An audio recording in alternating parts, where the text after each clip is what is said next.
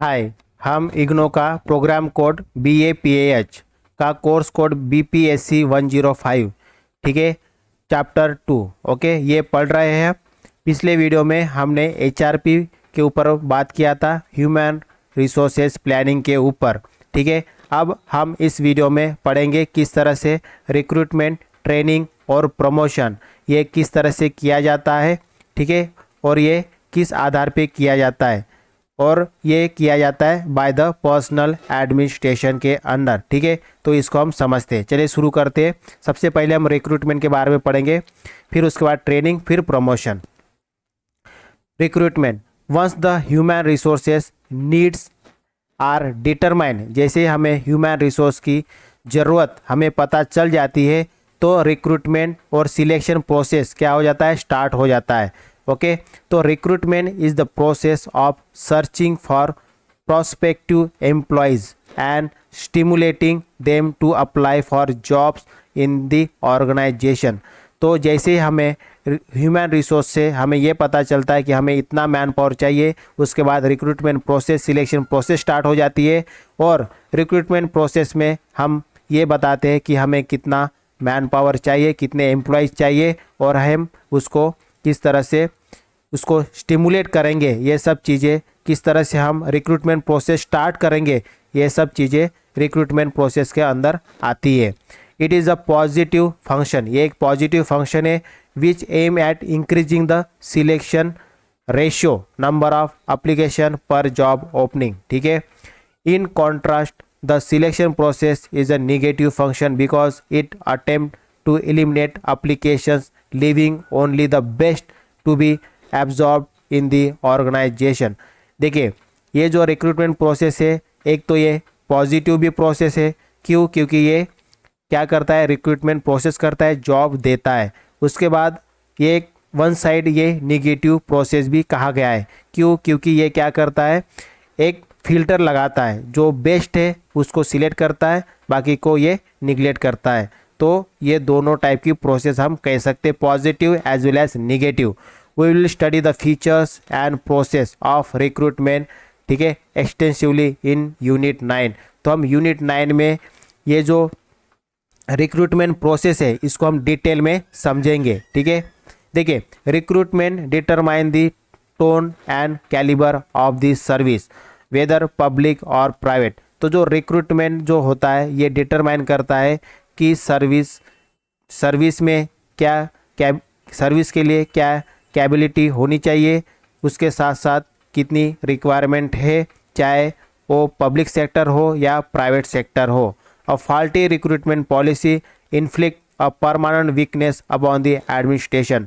तो देखिए क्या है, किसी भी ऑर्गेनाइजेशन के लिए सबसे इम्पोर्टेंट होता है रिक्रूटमेंट प्रोसेस, क्योंकि वही आगे का फ्यूचर उस ऑर्गेनाइजेशन का डिटरमाइन करता है। इसीलिए अगर स्ट्रॉन्ग पॉलिसी होगी रिक्रूटमेंट की तो वहाँ पे स्ट्रॉन्ग और अच्छे और जो स्किल मैन पावर है वो आएंगे as per the government, as per the organisation के एम के हिसाब से, ठीक है। अगर रिक्रूटमेंट पॉलिसी में कोई भी फॉल्टी आ गई तो क्या होगा, वो परमानेंट वीकनेस लेके आएगा, किसमें, एडमिनिस्ट्रेटिव सिस्टम के अंदर, उस ऑर्गेनाइजेशन के अंदर। तो not even an effective training policy can make unsystematically recruitment personnel effective and efficient. तो अगर हम रिक्रूटमेंट प्रोसेस सही से नहीं करेंगे, चाहे हम उसके बाद कितनी भी ट्रेनिंग पॉलिसी लेके आ जाए, फिर भी हम एक सिस्टमैटिक और इफेक्टिव और इफिशिएंट ऑर्गेनाइजेशन के अंदर मैन पावर नहीं बना सकते। इसीलिए कहा गया है रिक्रूटमेंट प्रोसेस बहुत ज़्यादा इम्पोर्टेंट है, ठीक है। The basic element of a sound recruitment policy include. तो अभी हम देखेंगे कि जो रिक्रूटमेंट प्रोसेस होगी और रिक्रूटमेंट किस तरह से किया जा सकता है, उसके लिए किस तरह के प्रोविज़न है उसको पॉलिसी के अंदर डालने की ज़रूरत है, ये हम आगे देखेंगे इस पॉइंट के हिसाब से। देखिए, discovery and cultivation of employment market for post in the organisation, ठीक है। उसके बाद use of attractive recruitment literature and publicity, ये सब चीज़ें अपने रिक्रूटमेंट प्रोसेस के अंदर डालने की ज़रूरत है for the better selection of the candidate. ठीक है। फिर recourse to scientific test for determining ability of the candidate. फिर tapping of capable candidate from within the organisation. Placement programme which assign the right person to the right job and a follow up probation जो probational जो programme होते हैं as a integral part of the recruitment process. ठीक है, तो ये सब important चीज़ें हैं रिक्रूटमेंट पॉलिसी में। ठीक है, तो इसको इंक्लूड करना ज़रूरी है किसी भी रिक्रूटमेंट पॉलिसी के अंदर। उसके बाद बात करते हैं हम ट्रेनिंग की। अभी रिक्रूटमेंट हो गया, हमने सही कैंडिडेट सिलेक्ट कर लिया है। ठीक है, अब आती है बात ट्रेनिंग की। तो training is a well articulate effort to provide for increase competent in the service. Service के अंदर एक कॉम्पिटेंट एक सही जो मैन पावर है उसको बनाने के लिए हमें ट्रेनिंग की बहुत ज़्यादा ज़रूरी है। तो bye imparting professional knowledge, broader vision, suitable pattern of behavior, habit and aptitude, ये सब चीज़ें ट्रेनिंग में देना बहुत ज़्यादा ज़रूरी है। ठीक है, प्रोफेशनल नॉलेज, जिस चीज़ के लिए उसको हम रिक्रूट किए हैं उसका नॉलेज, उसके बाद क्या विज़न है उस काम के प्रति, उस ऑर्गेनाइजेशन के प्रति उसको समझाना और एक सूटेबल पैटर्न देना। ठीक है, उसके बिहेवियर से रिलेटेड उसके हैबिट और एप्टीट्यूड को चेंज करने के लिए ये भी ज़रूरी है। तो ट्रेनिंग में ये सब चीज़ें आता है। It is ideally a continuous process in response to a continuously felt need. ठीक है, जब भी ज़रूरत पड़ेगी तब उसको ट्रेनिंग देना as per the need of the organisation, need of the work, ये कंटिन्यूस प्रोसेस है। Giving the training in the organisation is the continuous process. Training help the new entrant by including occupational skill and knowledge, by making them familiar with the objective of the organization and their potential contribution in the furtherance of the organizational goal। ठीक है, तो training इस बात की देना हमें सबसे पहले उसको एक प्रोफेशनल बनाना है और उसके बाद उसमें सही एटीट्यूड, सही बिहेवियर, सही हैबिट डालना है। देन उसके बाद as per the organisational goal, time to time requirement, उसको ट्रेनिंग देते रहना है। ठीक है, और उसको एक पोटेंशियल कैंडिडेट और पोटेंशियल एम्प्लॉयज़ की तरह उसको बनाना है। ट्रेनिंग कैन बी इनफॉर्मल और फॉर्मल। ट्रेनिंग दोनों टाइप की हो सकती है, इनफॉर्मल भी हो सकती है, फॉर्मल भी हो सकती है। Informal training connotes training by doing and learning from mistake. ठीक है, तो बाय मिस्टेक भी लर्न करना ये इनफॉर्मल ट्रेनिंग में आता है। It can also be term as learning through trial and error. ठीक है, तो हम इनफॉर्मल ट्रेनिंग को क्या बोल सकते हैं, ट्रायल एंड एरर भी बोल सकते हैं। The ultimate success of informal training depend upon the experience and seniority of the senior officers and their interest in the new entrance. ठीक है, तो जो भर्ती होता है कैंडिडेट, ये उसको ट्रेनिंग देने के लिए बहुत ज़्यादा इम्पोर्टेंस रोल प्ले करते हैं। कौन, सीनियर ऑफिसर्स हो गए, क्योंकि सीनियर ऑफिसर्स के पास क्या होता है, एक्सपीरियंस होता है। ठीक है, तो इसीलिए उनके द्वारा दिया गया इनफॉर्मल ट्रेनिंग, ठीक है, while on doing job, that will also make the candidate successful in the organisation. So whatever be the method, the basic aim क्या रहेगा ट्रेनिंग का कि inculcating fresh knowledge among the employees के अंदर एक fresh knowledge लेके आना, inculcate करना, यही ट्रेनिंग का मेन मकसद होना चाहिए। और उनके जो स्किल है उसको अपग्रेड करना, उसके बाद उसको फैमिलराइज करना। ठीक है, the induct to the organisational environment, जो कि वो अपने ऑर्गेनाइजेशन के प्रति, अपने ऑर्गेनाइजेशन के इन्वायरमेंट में, अपने वर्क कंडीशन में जो भी रूल्स और नॉर्म्स और जो भी गोल होते उसके साथ वो फैमिलराइज हो सके। ठीक है, इस बात की भी ट्रेनिंग देना। उसके बाद attuning the employees to the new need of the organisation.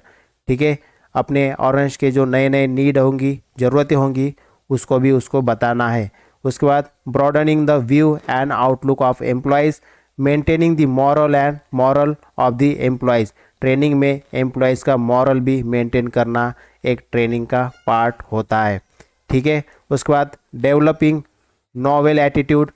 ठीक है, उसके बाद reducing waste, accident, turnover and absentees, ये सबको रिड्यूस करना है अपने मैन पावर में से। ठीक है, उसके absentees को, टर्नओवर को, उसके बाद जो भी एक्सीडेंट होंगे और जो भी वेस्ट होगा उसको रिड्यूस करना है।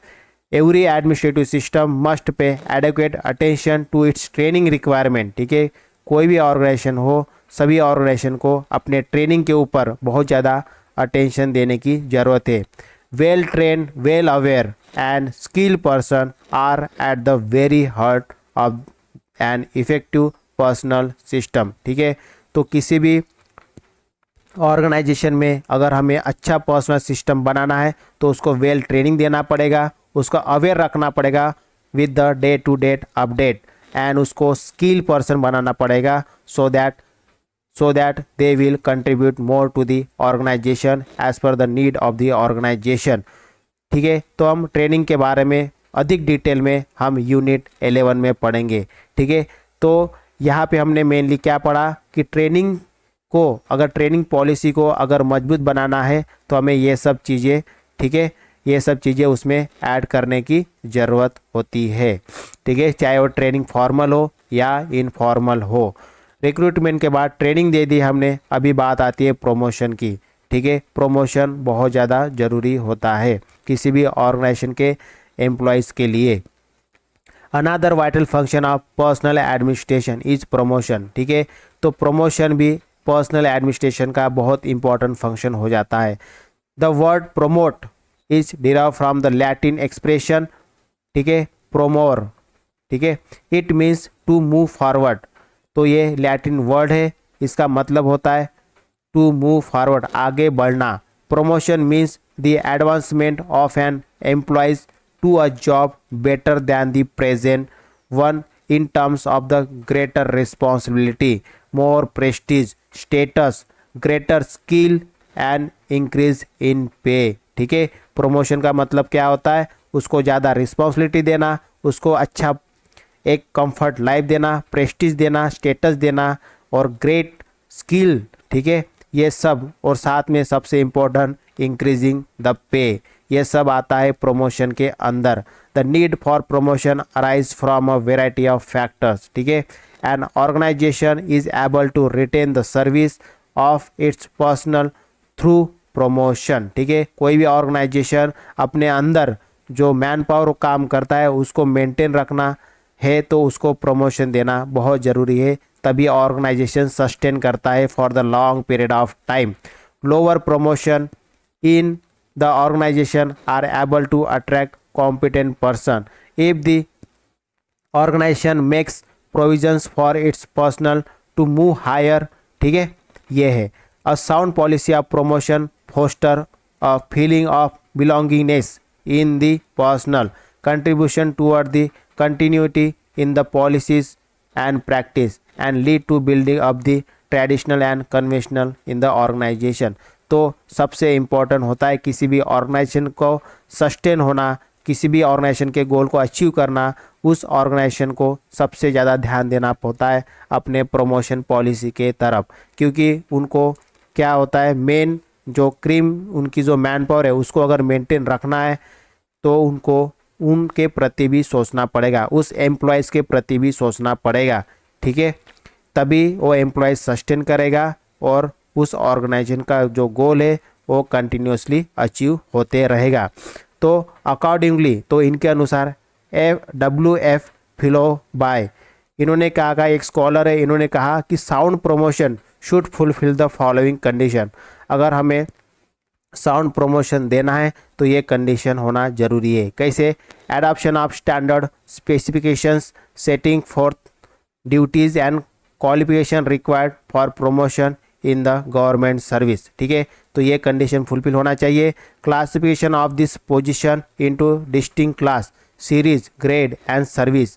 उसके बाद inclusion of all the higher administrative positions within this classification except those having a political character adoption as far as possible of the principle of recruitment from within for filling of the higher post, adherence to the principle of merit in determining the relative quality of employees eligible for the advance merit. Okay, तो ये सब जो point है ये fulfil करना चाहिए, ठीक है, फॉर द प्रमोशन। ये इन्होंने किसने कहा, ये WF फिलोबाई ने, ठीक है। The employees should be made aware of not just the opportunities for promotion open to them but also the definite line, okay, along which such promotion is to be expected and the condition that must be fulfilled by them in getting it।